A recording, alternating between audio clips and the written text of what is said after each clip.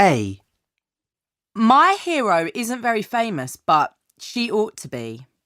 She's Mary Anning, who was only 12 years old and from a poor family when she made an amazing discovery. She found the first dinosaur skeleton, that of an ichthyosaur, on the cliffs of Lyme Regis in the south of England. That was in 1811. And until then, people had thought that it was impossible for an animal to become extinct. Because she was a woman and didn't have enough money for a proper education, she wasn't able to take part properly in the scientific community of the time.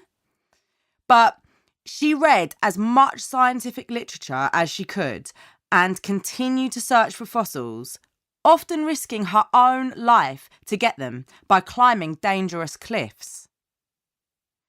She once nearly died in a landslide which killed her dog. Although she didn't write famous books about fossils, her contribution to paleontology, the study of fossils, is said to be enormous. I admire her because she kept on trying to make new discoveries at a time when usually only men, and men with money, were allowed to be scientists.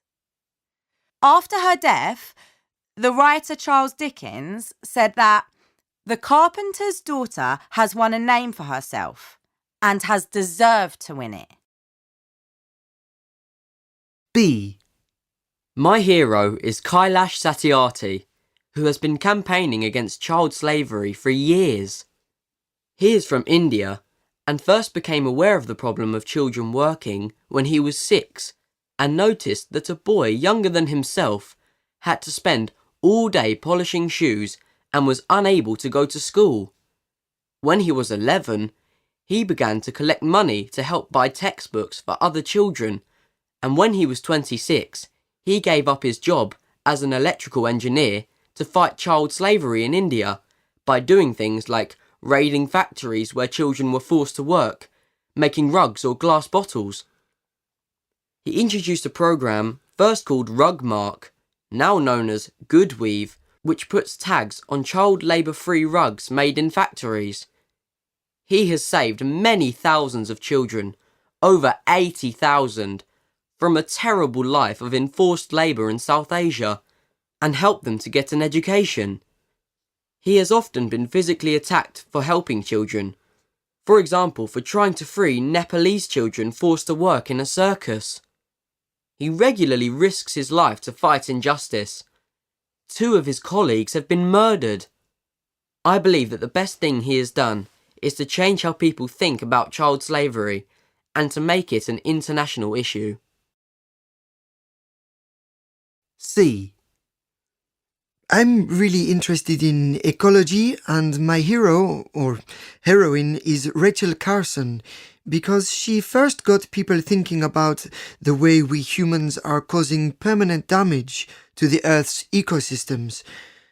She began as a biologist, specializing in writing about the sea, but she gradually became aware of the danger of using pesticides like DDT and the way they can harm the whole of the food chain, from the worm to humans. She wrote her classic book Silent Spring in 1962 to explain this to the general public, to explain how humans and nature are interdependent.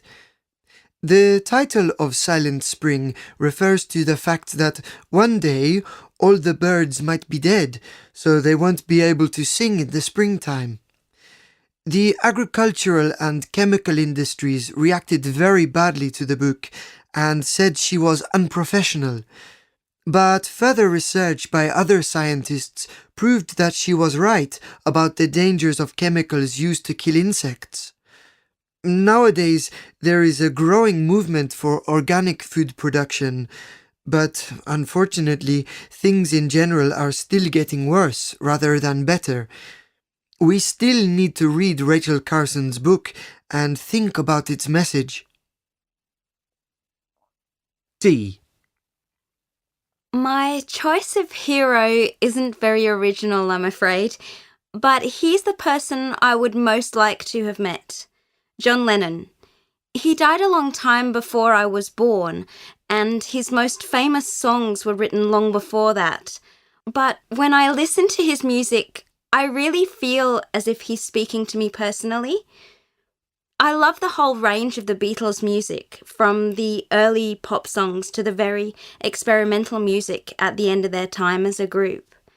John Lennon was the most innovative writer in the Beatles, and he continued to create exciting music when he left and went solo. But although I love his music, what I admire about him is his dedication to universal peace. It's amazing that the song Imagine, written in 1971, is still incredibly popular after all this time.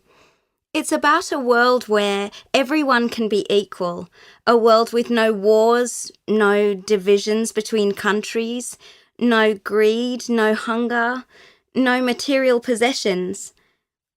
I'd like to meet him because he was a lifelong rebel. And although he could be a difficult person, he was original, clever, and funny. It was awful that he was killed in 1980 when he was only 40. I wonder what he would be doing if he was still alive now.